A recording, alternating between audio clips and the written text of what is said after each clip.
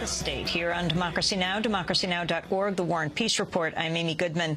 Our guest is Noam Chomsky, world-renowned dissident, author of more than 100 books, speaking to us from Boston. Noam, you wrote a piece after the midterm elections called Outrage Misguided. I want to read for you now what Sarah Palin tweeted, the former Alaska governor, of course, and Republican vice presidential nominee. This is what she tweeted about WikiLeaks. She put it on Facebook. She said, first and foremost, what steps were taken to stop WikiLeaks director Julian Assange from distributing this highly sensitive classified material, especially after he'd already published material not once but twice in the previous months. Assange is not a journalist any more than the editor of Al-Qaeda's new English-language magazine Inspire is a journalist. He's an anti-American operative with blood on his hands. His past posting of classified documents revealed the identity of more than 100 Afghan sources to the Taliban. Why was he not pursued with the same urgency we pursue Al-Qaeda and Taliban leaders? Noam Chomsky, your response.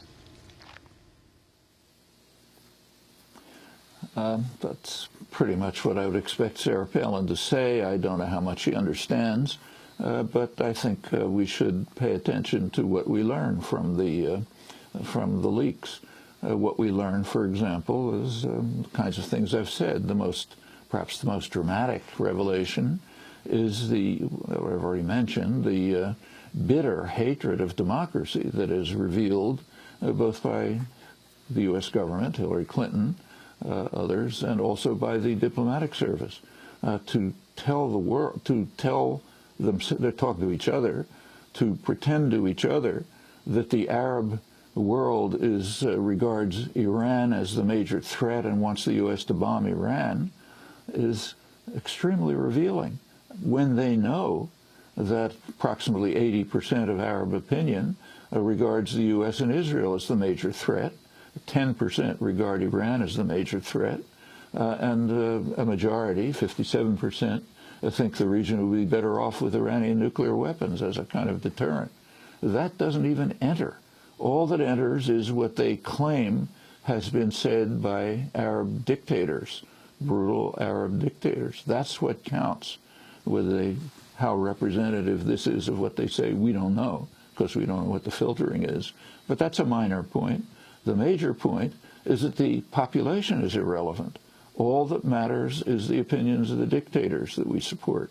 And if they were to back us, that's the Arab world. That's a very revealing picture of the mentality of U.S. Political leadership and presumably elite opinion, judging by the commentary that's appeared here. That's the way it's been presented in the press as well. Your piece. It doesn't matter what the Arabs believe. Yeah. Your piece, Outrage Misguided, back to the midterm elections and what we're going to see now. Can you talk about the Tea Party movement?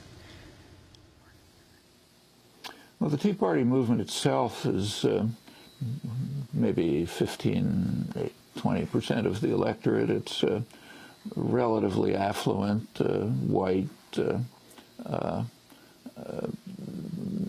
nativist. You know, it has rather traditional nativist streaks to it. But what is much more important, I think, is its outreach. I mean, over half the population says they more or less support it or support its message. And what people are thinking is extremely interesting. I mean, overwhelmingly, polls reveal that people are extremely bitter, angry, hostile, opposed to everything. The primary cause, undoubtedly, is the economic disaster. It's not just a financial catastrophe, it's an economic disaster. I mean, in manufacturing industry, for example, unemployment levels are at the level of the Great Depression. And unlike the Great Depression, those jobs are not coming back. U.S. Owners and managers have long ago made the decision that they can make more profit with complicated financial deals than by production. So finance, this goes back to the 70s, mainly Reagan escalated it and onward, Clinton too. The economy's been financialized. Financial institutions have grown enormously in their share of corporate profits. It may be something like a third or something like that today. At the same time, correspondingly, production has been exported. So you buy some electronic device from China. China is an assembly plant for a Northeast Asian production center. The parts and components come from the more advanced countries and from the United States and the technology.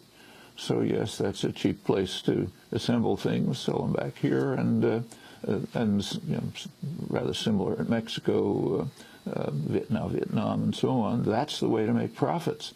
It destroys the society here, but that's not the concern of the ownership class and the managerial class. Their concern is profit. That's what drives the economy. And the rest of it is a fallout. People are extremely bitter about it, but don't seem to understand it. So the same people who are majority who say that Wall Street is to blame for the current crisis are voting Republican. Both parties are, you know, deep in the pockets of Wall Street, but the Republicans are much more so than the Democrats. And the same is true on issue after issue. So people, the antagonism to everyone is extremely high. Actually, antagonism, they don't like, the population doesn't like Democrats, but they hate Republicans even more. They're against big business. They're against government. We only have 30 seconds, Noam. Against science. Noam, we only have 30 seconds. Yeah. I wanted to ask, if you were President Obama's top advisor, what would you tell him to do right now?